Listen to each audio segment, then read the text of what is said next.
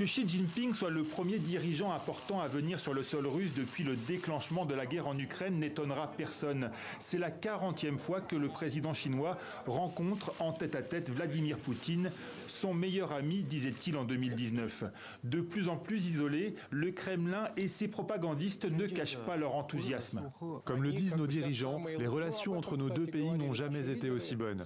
Les meilleures en 400 ans d'histoire des relations russo-chinoises. Depuis l'annonce de cette visite, les experts russes se perdent aussi en énumération. Drones, missiles, chars. Quelles armes les Chinois pourraient-ils décider de fournir à Moscou?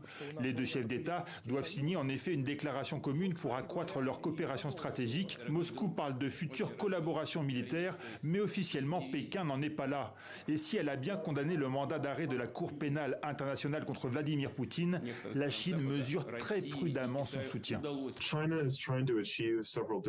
La Chine tente d'atteindre plusieurs objectifs différents au cours de ce voyage et l'équilibre sera difficile à trouver.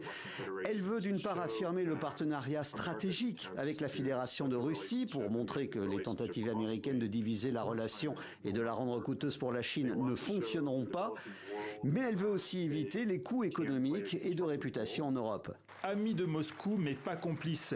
Pékin n'a aucun intérêt à voir son allié russe affaiblir, mais en se rendant en Russie, Xi Jinping a aussi et surtout une occasion de redorer son blason sur la scène internationale.